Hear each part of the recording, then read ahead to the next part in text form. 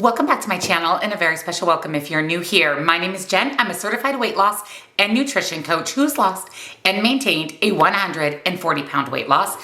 And today we're going to talk about counting calories. Does it actually work for weight loss? Is it something that is recommended? What are the pros? What are the cons? So if you're excited, give this video a big thumbs up. Subscribe if you're not, turn your bell on because I upload new videos every Tuesday and Thursday. Down in the description box, I will have nutrition coaching. Highly recommend having your personalized macros and calories done. It is a small investment into really truly reaching your weight loss goals and keeping that weight off long term. And as a coach, I do offer one-on-one coaching as well. Links, discounts to my favorite things are also down below for you. So let's do it. Let's talk about calorie counting for weight loss.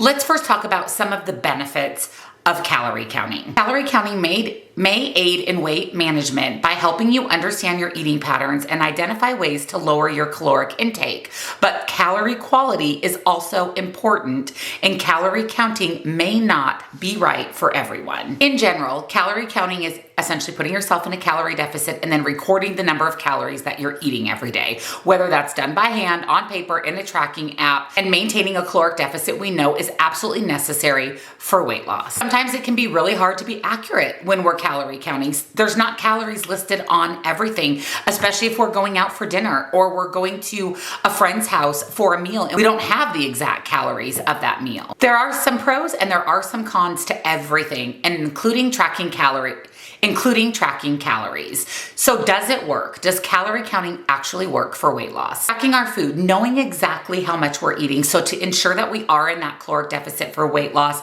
is really important, and calorie counting helps us do just that. In addition, it can aid in weight loss by helping you understand your eating patterns, identify an approximate baseline to work from, and compare with when you're trying to reduce the total number of calories you're consuming each day, and allows you to adjust your food choices and motivate you to keep working towards your goals. Now, keep in mind, calorie counting is not necessary for weight loss, but being in a caloric deficit is, and calorie counting will help us know whether we're in that deficit. What really matters is, are you able to sustain that long term? Because whatever you do to lose weight, you have to do that to maintain your weight loss. Now, from personal experience, I lost 90% of my 140 pounds counting calories and focusing on my protein intake. Since losing that 140 pounds counting calories, I've maintained that weight loss for almost 4 years doing the same thing. Now, do I track my food every day anymore? No, but I'm still mindful. I make sure that I am at maintenance or below for my calories,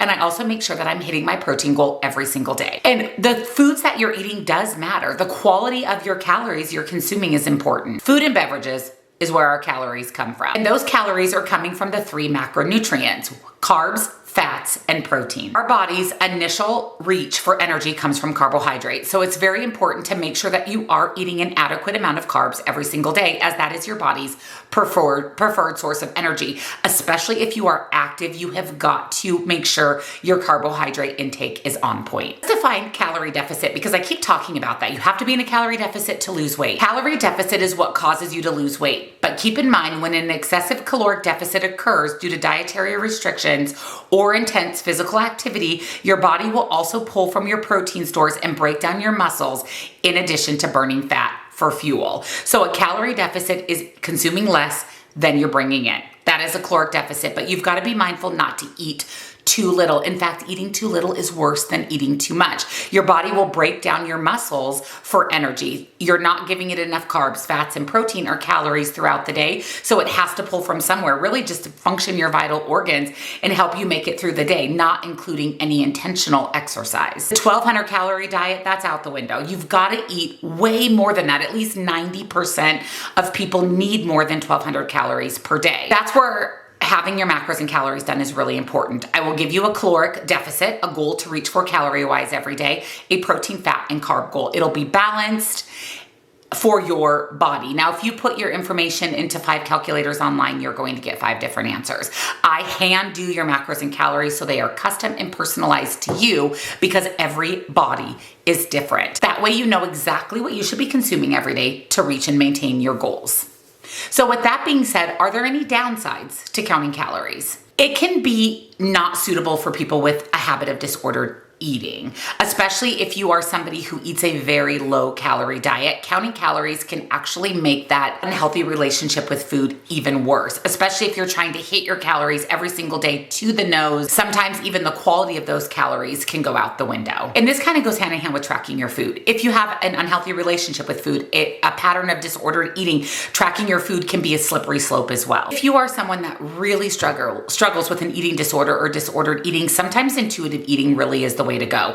And that's just listening to your body. When you're hungry, eat. When you're satisfied, stop. We're not tracking anything. We're not trying to be in a specific calorie deficit. We're not trying to track every morsel of food that goes in our body. Sometimes that can be beneficial. You just have to be, again, mindful, because we have to be in a caloric deficit to lose weight. And if you're intuitive eating and you're eating too much or eating too little, we're kind of in the same boat. So I would recommend, if you do have a history of that, to have a conversation with your doctor and try to figure out what's best for you. The best way to keep track of what you're eating is to write it down or track it in a calorie app. I personally use the Lose It app. And like I said, I do not track my food every day, but when I do, I input it all into Lose It. I just kind of check in, make sure I'm eating at the calories I should be, getting in my protein, getting in my carbs, and getting in my fats. Also, tracking your food allows you to evaluate what you're eating. The 100 calories in an apple is very different than the 100 calories in a donut. Therefore, we shouldn't be picking our food specifically only on its caloric intake. We need to think about the nutrients,